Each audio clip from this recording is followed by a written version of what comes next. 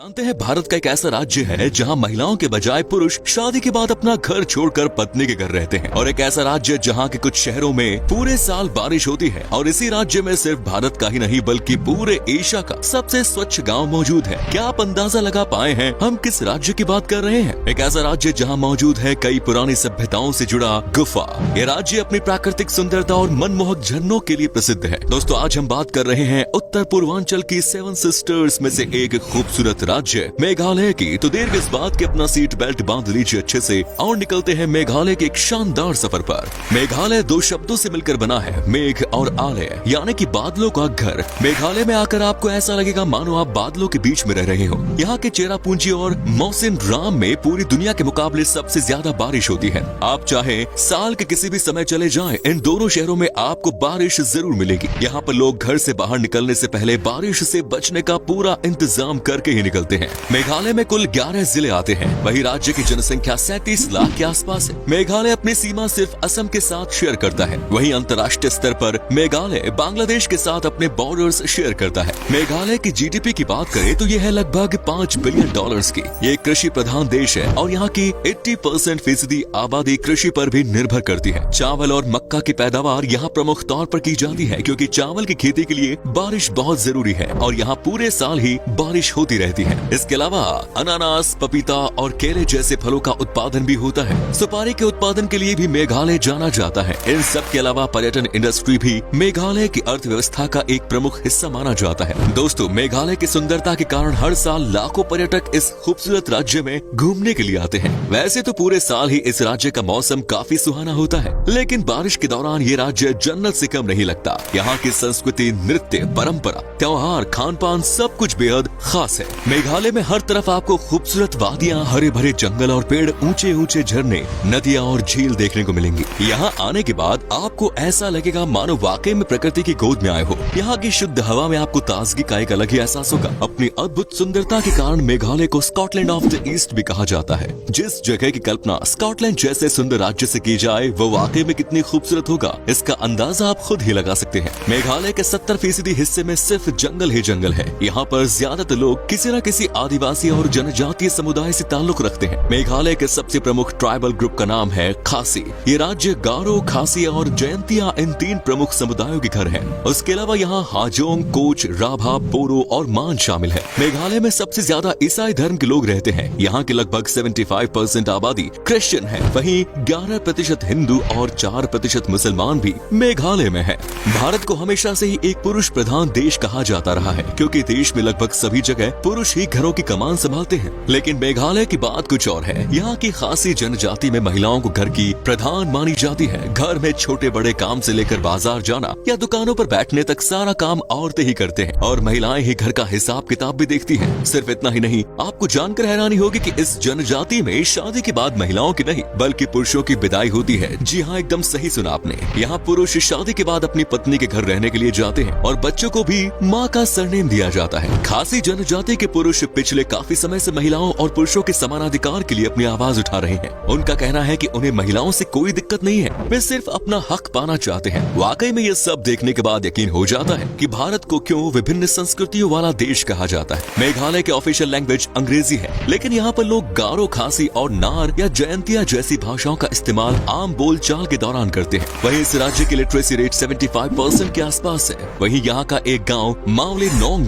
की literacy rate 100% है। इस गांव को एशिया का सबसे स्वच्छ गांव होने का खिताब भी प्राप्त है। दोस्तों, मावले नोंग में आकर आपको ऐसा लगेगा मानो आप भारत में ही नहीं है। यहाँ की सड़कों पर बिल्कुल भी कूड़ा कचरा आपको नजर नहीं आएगा, और अगर सड़क पर थोड़ा सा भी कूड़ा पड़ा हो तो वहाँ से गुजरने वाला हर इंसान पहले वो कूड़ा उठाकर डस्टबिन में डालेगा और उसके बाद ही आगे बढ़ेगा। इस गाँव की आबादी 1000 से भी कम है, लेकिन इसके बावजूद यहाँ हर साल बड़ी संख्या में सैलानी आते हैं। मेघालय के युवाओं के बीच फुटबॉल का अलग ही पागलपन देखने को मिलता है। फुटबॉल के अलावा यहाँ गोल्फ भी काफी लोकप्रिय है। मेघालय के राजधानी शहर शिलोंग में 2 गोल्फ कोर्स हैं, जिन्हें भारत के बेस्ट गोल्फ कोर्स में शामिल किया जाता है। पहाड़ों के बीच बने ये गोल्फ कोर्स दिखने में काफी खूबसूरत नजर आते हैं। बादलों के बीच में रहकर ऐसे स्पोर्ट्स खेलने में कितना मजा आता होगा ना। जैसे भारत के हर राज्य की अपनी एक वेशभूषा होती है, ठीक उसी प्रकार मेघालय की भी अपनी पारंपरिक वेशभूषा है। महिलाओं की पोशाक को यहाँ जानसेम कहा जाता है, जो एक रेशम से बना हुआ कपड़ा होता है। इस कपड़े को महिलाएं अपने शरीर के चारों ओर लपेट लेती हैं। मेघालय की एक और वेशभूषा का नाम है डाक मंडा, जिसे ब्लाउज के साथ पहना जाता है। वही बात करें पुरुषों की तो वे ज्यादातर समय लंगोटी पहने ही नजर आते हैं। ये लोग अपनी छाती और पीठ को एक कपड़े से लपेट लेते हैं और सिर पर एक खास प्रकार की पगड़ी बांधे रखते हैं। ये पगड़ी मेघालय की शान मानी जाती है।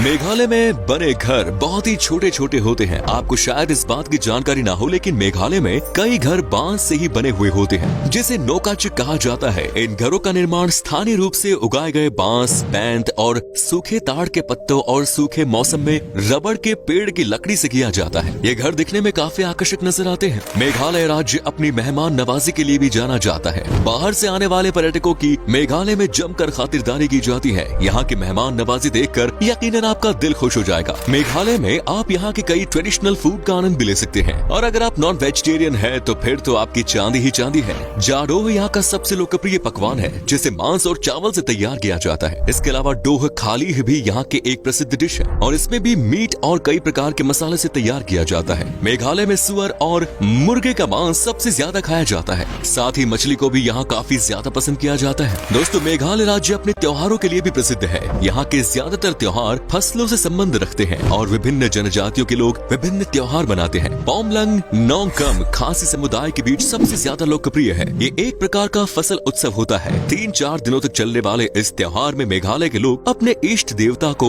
बकरों की बलि देते हैं। इसके अलावा वंगाला एक अन्य त्योहार है जो गारो जनजाति के लोगों को द्वारा मनाया जाता है। वसंत ऋतु के दौरान पूरे राज्य में शाद सुख मायन सीम नाम का एक त्योहार मनाया जाता है, जिसमें लोग अपनी पारंपरिक वेशभूषा पहनकर नाचते गाते हैं और एक दूसरे को बधाइयाँ देते हैं। मेघालय में भारत का चौथा सबसे ऊंचा वाटरफॉल भी आप देख सकते हैं। इस वाटरफॉल का नाम नोहकाली काई जलप्रपात है, जो 340 मीटर की ऊंचाई से गिरता है। इसके अलावा भी कई छोटे मोटे झरने आपको मेघालय के पहाड़ों से बहते दिख जाएंगे। वे साउथ डोंग फॉल मेघालय के सबसे खूबसूरत झरनों में से एक है, जहां पहुंचने के लिए हो सकता है आपको थोड़ी झंझाट होगी, लेकिन ये आपकी जिंदगी के सबसे बेस्ट एक्सपीरियंसेस में से एक होगा।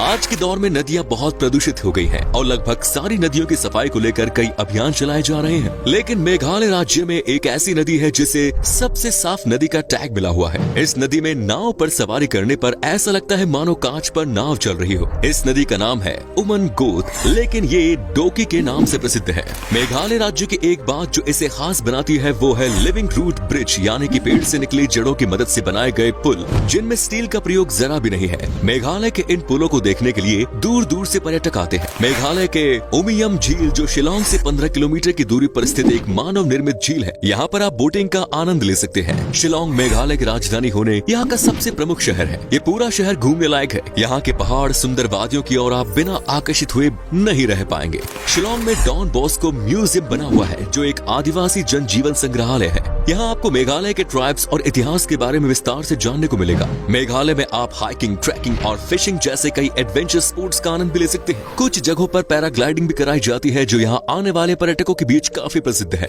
मेघालय के इतिहास की बात करें तो ब्रिटिश शासनकाल से पहले ये एक स्वायत्त क्षेत्र हुआ करता था, लेकिन 1835 में अंग्रेजों ने इसे असम में शामिल कर दिया और लंबे समय तक ये असम का ही हिस्सा रहा। लेकिन भारत की आजादी के बाद यहाँ मौजूद गारो, खासी और जयंतिया के लोगों ने अपने लिए एक स्वतंत्र राज्य की मांग की और 21 जनवरी 1972 को ये एक स्वतंत्र राज्य बना। आपको बता दें कि मेघालय की पहाड़ियों में 325 से भी ज्यादा आर्किड्स खिलते हैं। ये राज्य अपनी वाइल्ड लाइफ सेंचुरी के लिए भी जाना जाता है। नोकरेक नेशनल पार्क और बालपक्रम नेशनल पार्क मेघालय आने वाले पर्यटकों के बीच काफी लोकप्रिय है। मेघालय राज्य कई प्राकृतिक संसाधनों से युक्त है। यहाँ पर सैंडस्टोन, लाइमस्टोन, कोयला, डोलोमाइट जैसे कई खनिज अच्छी मात्रा में पाए जाते हैं। मेघालय के जयंतिया हिल्स में एक गुफा है जो अंदर से 2 गुफाओं को जोड़ने का काम करती है। आपको जानकर हैरानी होगी कि यह गुफा अंदर से 22 किलोमीटर लंबी है। मेघालय घूमने के लिए सबसे अच्छा समय मार्च से जून के बीच माना जाता है। हालांकि आप साल के किसी भी समय मेघालय घूमने आ सकते हैं, लेकिन सर्दियों में यहाँ काफी ठंड होती है, तो वहीं जुलाई के बाद